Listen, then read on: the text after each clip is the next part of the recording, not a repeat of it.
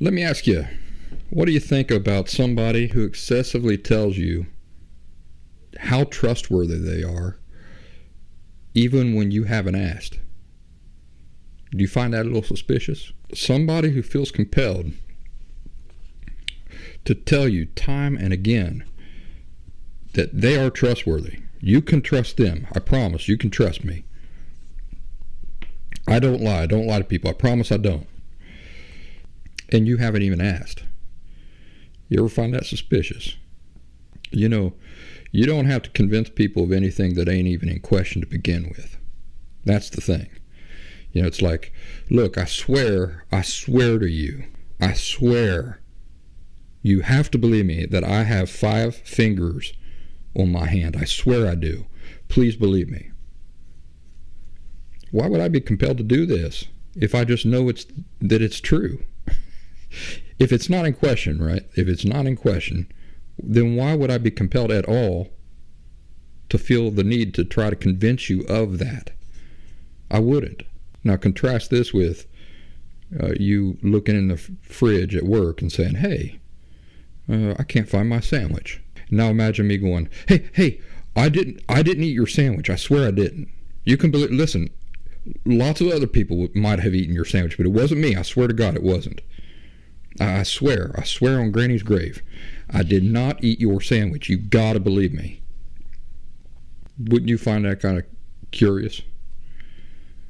If I didn't steal your sandwich, then why am I acting as if I did?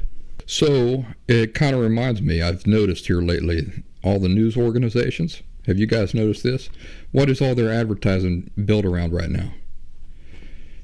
Every one of their ads built around them telling you just how trustworthy they are in every single ad.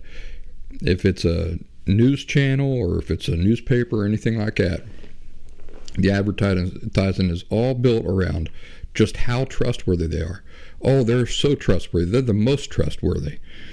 Their whole mission statement is all built around being trustworthy and all this stuff.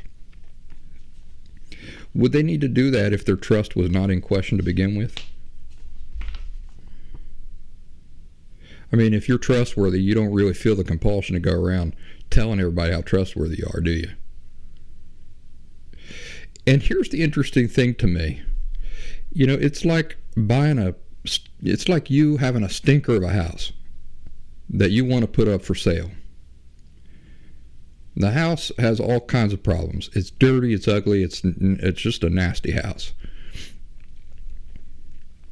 You could spend your time and attention making improvements to that house so that then when you take pictures of it, the pictures show what a beautiful house it is for real.